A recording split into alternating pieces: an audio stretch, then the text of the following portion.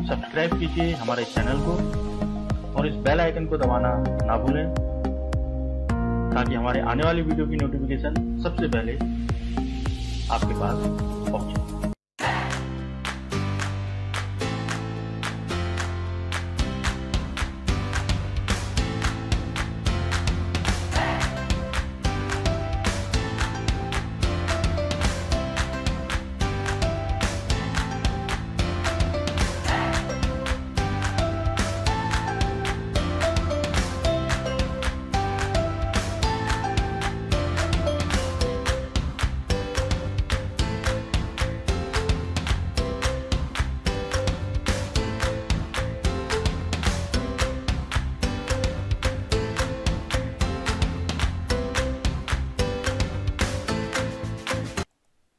Hello बच्चों, तो अभी आपने इस वीडियो को शुरू होने से पहले कुछ क्लिप देखी होंगी। यहाँ पर वीडियो क्लिप आपने देखी होगी। तो जो ये वीडियो क्लिप थी रोमन साम्राज्य के राज्य को दिखा रही थी। दूसरी क्लिप में आपने कुछ लोगों को एक सड़क पर चलते हुए देखा होगा, उसके बाद कुछ लोगों को बातें करते हुए देखा होगा। तो ये जो दिखाई गई है क्लिप में, ये उस समय रोमन साम्राज्य के लोग थे और ये जो लोग थे अभिजात वर्ग के लोग थे, यानी कि सैनिट के लोग थे, और इनके वस्त्र किस प्रकार होते थे इस क्लिप में दिखाया गया है। तो हम वीडियो शुरू करते हैं। हमारा जो चैप्टर है 3 महाद्वीपों में फैला हुआ साम्राज्य, यानी कि हम बात कर रहे हैं अपने इस लेसन में रोमन साम्राज्य की। तो रोमन साम्राज्य के साथ अपने पिछले वीडियो में हमने बताया था, हम इसके साथ साथ जिस साम्राज्य ने इस साम्राज्य को टक्कर दी, यानी कि उसके साथ रोमन साम्राज्य के साथ बार बार इनका युद्ध होते रहा, वो था ईरानी साम्राज्य। उसके बारे में भी हम इस चैप्टर में पढ़ेंगे। मैंने आपको पहले भी बता दिया है इस बारे में। तो एक बार दोबारा से मैं जो आपको हमने पिछले वीडियो में बताया था उसको एक बार और बता देता हूँ कि साम्राज्य का जो आरंभिक काल था तीसरी शताब्दी से पहले का जो काल था उसको हम पूर्ववर्ती काल कहते थे, और जो तीसरी शताब्दी के बाद का काल था उसको परवर्ती काल कहते थे।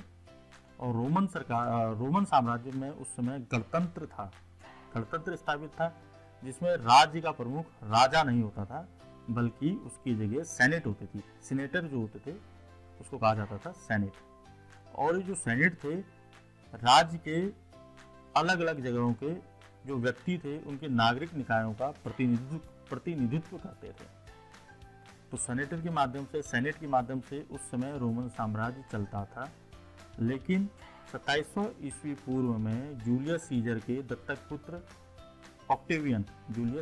दत्तक पुत्र ने इस सेनेट का जो सेनेट थी इसका तख्ता जो है पलट दिया और ऑगस्टस के नाम से रोम का राजा बन बैठा। यानी ऑगस्टस के नाम से जब ये रोम का राजा बना तो इसने जो थे सेनेट के अधिकारों को कम कर दिया और अपने राज्य को इसने कहा प्रिंसिपेट। तो अक्सर परीक्षा में प्रश्न पूछा जाता है कि सेनेट क्या होता है और प्रिंसिपेट क्या होता है। तो प्रिंसिपेट आप भूलिएगा नहीं। रोमन साम्राज्य को सम्राट जो ऑगस्टस थे उन्होंने अपने राज्याभिषेक के बाद, यानी कि गद्दी ग्रहण करने के बाद, अपने राज्य को प्रिंसिपेट कहा। जहां जहां रोमन साम्राज्य का अधिकार था उसको प्रिंसिपेट उस समय कहा जाता था। सम्राट जो ऑगस्टस थे इसने सेनेट के साथ अपने संबंध अच्छे करने के लिए या सेना के साथ अपने संबंध अच्छे स्थापित करने के लिए अपने को राजा नहीं कहा, बल्कि कहा कि मैं राज्य का एक प्रमुख नागरिक हूँ। तो उस समय जो राजनीतिक जो भविष्य तय करते थे उसमें 3 प्रमुख खिलाड़ी थे। पहला था राजा, दूसरा सेनेट, तीसरी सेना। तो राजा से पहले सेनेट होता था, लेकिन ऑगस्टस ने राजा का पद ले लिया। उसने सेनेट को उसी भांति जो पूर्व की भांति रखा और अपनी सेना का विस्तार किया। अब सेनेट क्यों रखी उसने पूर्व की भांति? क्योंकि जो रोमन साम्राज्य था दूर दूर तक फैला हुआ था। अब इस दूर दूर तक जो रोमन साम्राज्य फैला था इस पर शासन स्थापित करने के लिए राजा को सेनेटरों की आवश्यकता थी, अपने सेनेट के लोगों की आवश्यकता थी।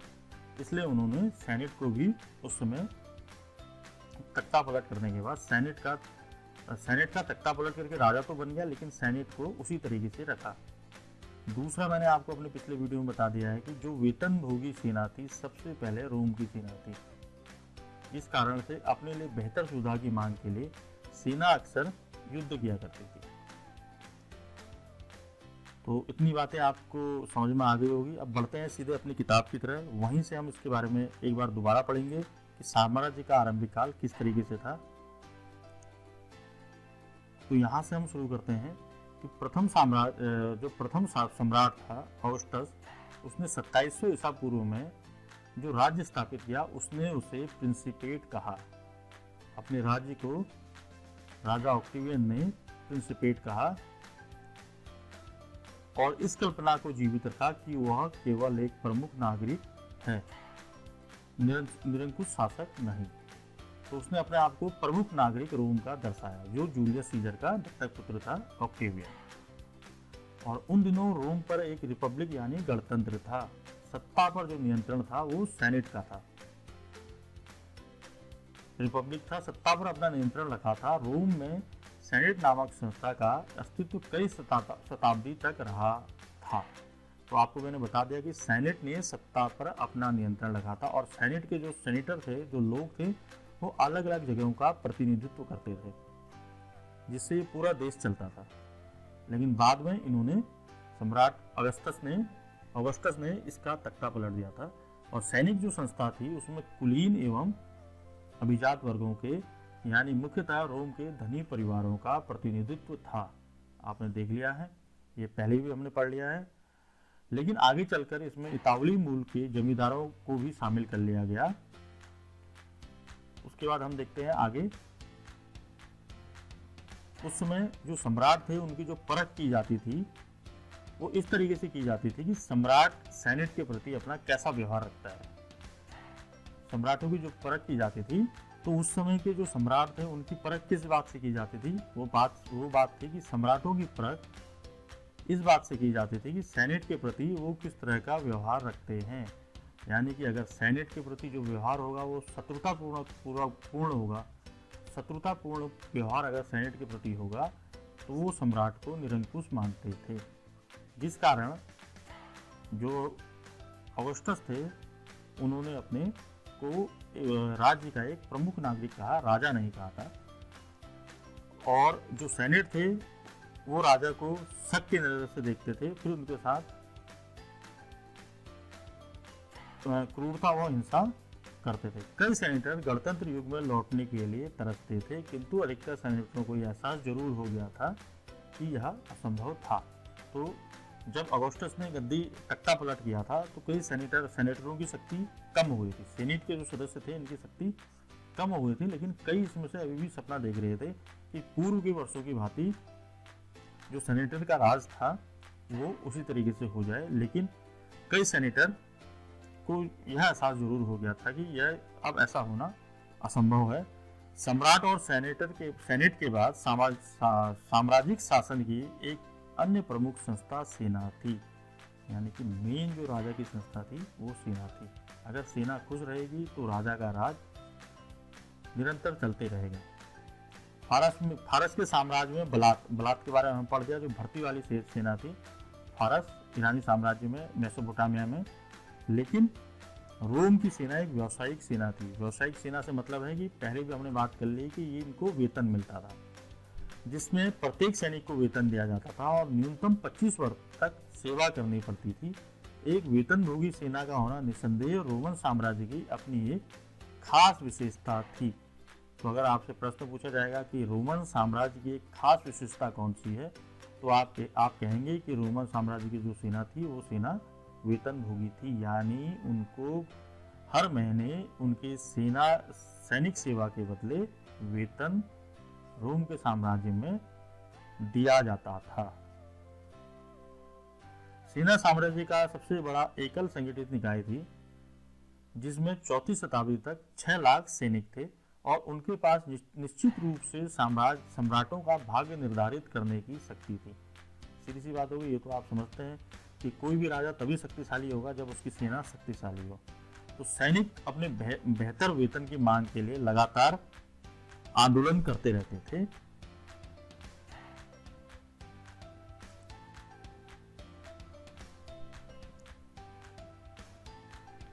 तो हम गृह युद्ध की बात कर रहे थे कि सन 69 ईस्वी को छोड़कर 69 ईस्वी में ही केवल एक बार गृह युद्ध हुआ था, जब एक के बाद एक कुल मिलाकर 4 सम्राट उस समय गद्दी पर बैठे थे। पहली 2 शताब्दी तक कोई भी गृह युद्ध रोमन साम्राज्य में नहीं हुआ था, वहां शांति बनी रही, जब यानी कि ऑगस्टस सम्राट ऑगस्टस के काल में और टिबेरियस के काल में। सियासत यथासंभव पारंपरिक वंशक्रम पर आधारित थी। पिता का जो राज्य था वो उसके पुत्र को मिलता था, चाहे वो नैसर्गिक हो अथवा ग्रहण किया गया हुआ हो। नैसर्गिक मतलब अपना पुत्र, और ग्रहण किया हुआ दत्तक पुत्र। जैसे जूलियस सीजर ने ऑगस्टस को अपना दत्तक पुत्र बनाया था, ऑगस्टस ने टिबेरियस को अपना दत्तक पुत्र बनाया था। तो जो रोम साम्राज्य की लंबी कतार में था, कहाँ तक बढ़ गए थे, उत्तराधिकारी दत्तक पुत्र, ठीक है। और जो उस समय की सेना थी वह भी राजा के इस सिद्धांत को पूर्ण रूप से मानती थी। जैसे टिबेरियस को 1400 से 37 ईस्वी जो रोम सम्राटों की लंबी कतारों में दूसरा था, प्रिंसिपेट की स्थापना करने वाले ऑगस्टस का अपना पुत्र नहीं था, यानी जूलियस सीजर का दत्तक पुत्र था ऑगस्टस। ऑगस्टस ने तख्तापलट किया और तख्तापलट करने के बाद रोमन साम्राज्य का सम्राट बैठा, अपने आप को प्रमुख नागरिक कहा। सेनेट के साथ और सेना के साथ अपने संबंध अच्छे बनाने के लिए उसने अपने राज्य को आगे चलाने के लिए टिबेरियस को भी गोद लिया। तो प्रथम 2 शताब्दी तक अन्य देशों के साथ युद्ध भी बहुत कम हुए, यानी कि इस ऑगस्टस और टिबेरियस के शासनकाल में इन लोगों ने अपने साम्राज्य का विस्तार नहीं किया, क्योंकि उनको ये बेकार लगा, अनावश्यक लगा। उन्होंने अपने राज्य में केवल शांति स्थापित की, क्योंकि ये जो शांति ऑगस्टस के काल में आई वो कई दशकों से वहां चले आंतरिक अपने संघर्ष और सदियों की सैनिक विजय के पश्चात हुआ था। साम्राज्य के प्रारंभिक जो विस्तार था, अपने रोमन साम्राज्य को बढ़ाने के लिए जो प्रारंभिक विस्तार था वो सम्राट त्राजन ने किया, जो 113 से 17 ईस्वी तक जिन्होंने अभियान चलाया। उनके द्वारा फरात नदी के पार के क्षेत्रों पर कब्जा कर लिया गया, लेकिन जो इसके उत्तराधिकारी थे उन्होंने इस इलाकों को बाद में छोड़ दिया। तो सम्राट त्राजन का जो स्वप्न था वो स्वप्न क्या था? सम्राट त्राजन का एक स्वप्न था कि वो भारत को भी विजय करे।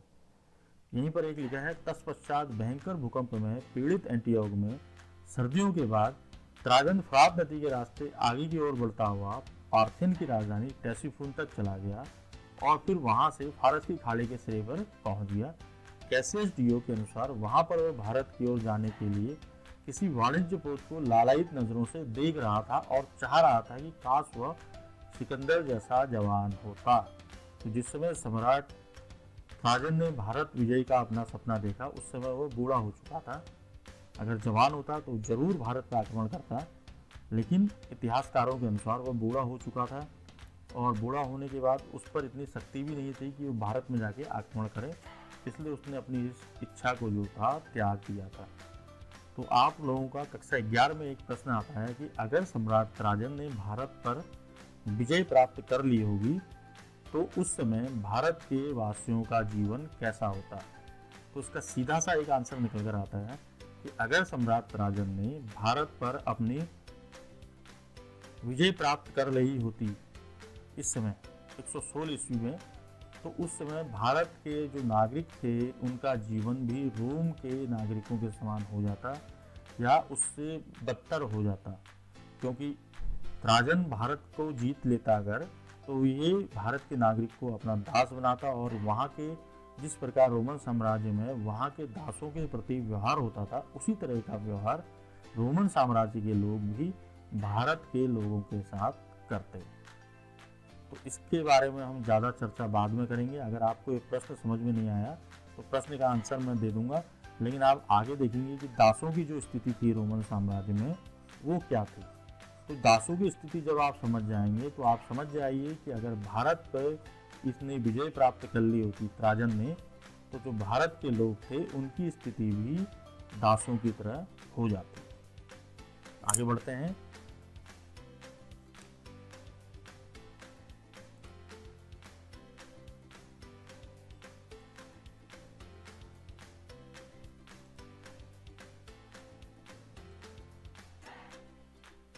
तो सम्राट त्राजन के बाद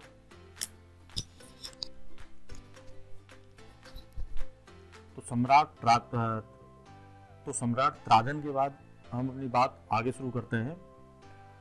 मैंने आपको स्टार्टिंग में बताया था कि रोमन साम्राज्य दो कालों में विभाजित था। रोमन साम्राज्य दो भागों में विभाजित था, तीसरी शताब्दी से पहले पूर्ववर्ती और बाद में परवर्ती। तो रोमन साम्राज्य में जो निकटवर्ती पूर्व था, जो पूर्व के देश थे, वो कौन कौन से थे, उसके बारे में हम यहाँ पर बात करते हैं। यहाँ पर देखिए, यहाँ पर लिखा भी है कि निकटवर्ती पूर्व के देश कौन कौन से थे। रोमन साम्राज्य के भूमध्य सागरीय क्षेत्र में रहने वाले लोगों की दृष्टि से निकटवर्ती पूर्व का मतलब था भूमध्य सागर से बिल्कुल पूर्व का इलाका, जो मुख्य रूप से सीरिया, फिलिस्तीन और मेसोपोटामिया। तो इसको उस समय कहते थे निकटवर्ती पूर्व, क्योंकि ये पूर्व के देश हैं। पूर्व के देश यानी एशिया के देश है। ठीक है, तो आगे बढ़ते हैं। जब त्राजन ने अपना विजय का सपना देखा था, उसके बाद क्या हुआ था कि इस काल में एक विशेष उपलब्धि यह थी कि रोमन साम्राज्य के प्रत्यक्ष शासन का क्रमिक रूप से काफी विस्तार हुआ। सम्राट त्राजन के काल में रोमन साम्राज्य का विस्तार हुआ। इसके लिए अनेक आश्रित राज्यों को रोम के प्रांतीय राज्य क्षेत्र में मिला लिया गया। अब आश्रित राज्य किसको कहा जाता है? हमने कहा, यहाँ पर अभी पढ़ा हमने आश्रित राज्य, आश्रित राज्य के बारे में हमने पढ़ा। तो आश्रित राज्य भी यहाँ पर आप देखिए, यहाँ पर लिखा है साफ साफ, वे स्थानीय राज्य जो रोम के आश्रित थे, यानी कि रोम सरकार साम्राज्य में आश्रित थे। रोम को भरोसा था कि ये शासक अपनी सेनाओं का प्रयोग रोम के समर्थन में करेंगे, यानी कि रोमन साम्राज्य का कभी भी युद्ध होगा तो जो आश्रित राज्य है वो रोमन साम्राज्य की ओर से युद्ध लड़ेंगे। इसके बदले में रोम ने उनका अलग अस्तित्व स्वीकार किया, यानी कि अस्तित्व से वो राज्य तो अलग थे लेकिन वो रोम को समर्थन देते थे। तो निकटवर्ती पूर्व ऐसे राज्यों से भरा हुआ था। निकटवर्ती पूर्व के जो राज्य थे वो इसी तरीके के राज्य थे, आश्रित राज्य थे। दूसरी शताब्दी के प्रारंभिक वर्षों तक जो राज्य फरात नदी के पश्चिम में पड़ते थे उन्हें भी रोम द्वारा हड़प लिया गया। रोम ने बाद में फरात नदी के पश्चिम की ओर, ये तो पूर्व की बात करें, पश्चिम की ओर जो राज्य थे उनको भी हड़प लिया गया। जो ये राज्य अत्यंत समृद्ध थे। उदाहरणतः हेराल्ड के राज्य से प्रतिवर्ष 24 लाख दिनारियस 125,000 किग्रा सोने के बराबर आमदनी रोमन साम्राज्य को होती थी। ये बहुत इंपॉर्टेंट है, इसको आप महत्वपूर्ण है, इसको आप नोट कर लीजिए कि जो दिनारियस था रोम के एक चांदी का सिक्का होता था। तो रोम के चांदी के सिक्के का क्या नाम था? रोम के चांदी के सिक्के का नाम दिनारियस था। आप याद कर लेंगे, दिनारियस, चांदी का सिक्का। और जो इसमें लगभग 4.5 ग्राम शुद्ध चांदी होती थी। वास्तव में रोमन साम्राज्य में इटली के सिवा उन शताब्दियों में प्रांत नहीं माना जाता। इटली के सिवा औरों को उस शताब्दी में प्रांत नहीं माना जाता था। साम्राज्य के सभी क्षेत्र प्रांतों में बटे हुए थे और उनसे कर वसूला जाता था। रोमन साम्राज्य स्टार्टिंग में इटली को छोड़ के सबसे कर वसूलते थे। दूसरी शताब्दी में जब रोमन साम्राज्य अपने चरमोत्कर्ष पर था तो रोमन साम्राज्य ने स्कॉटलैंड से आर्मेनिया की सीमाओं तक और सहारा से फरात और उससे आगे तक अपना साम्राज्य फैला दिया। उन दिनों जो शासन व्यवस्था थी उसको चलाने के लिए आज जैसी कोई सरकार नहीं थी। तो प्रश्न ये उठता है कि इन सम्राटों ने जो 3 महाद्वीपों में इनका साम्राज्य, एशिया, यूरोप और अफ्रीका, 3 महाद्वीप एशिया, यूरोप और अफ्रीका, इनका साम्राज्य फैला था। तो इतने बड़े क्षेत्र में इन्होंने अपना नियंत्रण कैसे रखा? तो इस प्रश्न का जो हम आंसर है आगे पढ़ेंगे। लेकिन जो इन्होंने अपना नियंत्रण रखा, यहाँ इन्होंने अपने सेनेट के लोगों को बैठाया। तो सेनेट के लोग राजा के जो ये राज्य था इसको देखते थे। संपूर्ण जो साम्राज्य था ये दूर दूर तक इस साम्राज्य में अनेक नगर स्थापित किए गए, जिसके माध्यम से समस्त साम्राज्य पर नियंत्रण रखा जाता था। संपूर्ण साम्राज्य में अलग अलग नगर स्थापित किए, अलग अलग नगर का अलग अलग सेनेट होगा, जिसके माध्यम से समस्त साम्राज्यों पर नियंत्रण रखा जाता था। भूमध्य सागर के तटों पर स्थापित बड़े शहरी केंद्र जैसे कार्थेज, सिकंदरिया और एंटियोक इनमें सबसे बड़े थे और सामाजिक प्रणाली के मूल आधार थे। इन्हीं शहरों के माध्यम से सरकार प्रांतीय क्षेत्रों पर कर लगाने पर सफल हो पाई। तो इन शहरों के जो सेनेटर थे, इनकी सहायता से ही जो प्रांतीय के क्षेत्र थे उन पर ये लोग कर लगाते थे, जिससे साम्राज्य को अधिकांश धन संपदा प्राप्त होती थी। इसका अर्थ यह है कि स्थानीय उच्च वर्ग रोमन साम्राज्य को कर वसूली और अपने क्षेत्रों के प्रशासनिक कार्य में सक्रिय सहायता देता था। बात आ गई यहाँ पर उच्च वर्ग की। उच्च वर्ग या अभिजात वर्ग, और ये जो अभिजात वर्ग के लोग थे उस समय सेनेट में थे। तो सेनेट इन लोगों का जो राजा था, इस राजा का कार्य करता था कर वसूली के लिए। ठीक हो गया, यहां तक आप लोगों को समझ में आ गया होगा। तो हमने बात की कि रोमन साम्राज्य में कर के लिए जो कर लेते थे ये स्थानीय जनता से, उसमें सेनेट अपनी महत्वपूर्ण भूमिका निभाता था, जो उस शहर का सेनेट या सेनेटर था। और दूसरी और तीसरी शताब्दी के दौरान अधिकतर प्रशासक या सैनिक अफसर इसी उच्च प्रांतीय वर्ग से होते थे। प्रांतीय वर्ग मैंने आपको पहले भी बताया है कि अभिजात वर्ग, जो अभिजात वर्ग के हैं वही लोग सेनेट में सदस्यता पाते थे। इस प्रकार उनका एक नया सम्राट वर्ग बन गया, जो कि सेनेट की सदस्यता की तुलना में कहीं अधिक शक्तिशाली था। इन लोगों में, अभिजात वर्ग में कुछ तो सेनेट थे। जब धीरे धीरे अभिजात वर्गों का शासन बढ़ा तो ये लोग सेनेट से की सदस्यता में शक्तिशाली हो गए, क्योंकि उसे सम्राटों का समर्थन प्राप्त था। तो धीरे धीरे जो सेनेट के लोग थे उनकी जो सत्ता थी, धीरे धीरे हाथों से सत्ता व नियंत्रण उनका कम होने लगा और जो दूसरे धनी वर्ग थे वो उभर के सामने आए। जैसे जैसे नया समूह उभर के सामने आया जो कर लेता था नगरों में, स्थानीय निकायों में, सम्राट गैलिनस ने सेनेटर को सैनिक कमान से हटाकर इस नए वर्ग के उदय को सुदृढ़ बना दिया। यानी कि जो सेनेट थी, जो सेनेटर थे, उनको पूर्ण रूप से हटाकर इन लोगों के हाथ में सत्ता सौंप दी। ऐसा कहा जाता है कि गैलिनस ने सेनेटर को सेना में सेवा करने अथवा इस तक पहुंच रखने पर पाबंदी लगा दी, ताकि साम्राज्य का नियंत्रण उनके हाथों पर ना जाने पाए, सेनेट के हाथ में नियंत्रण ना जाए।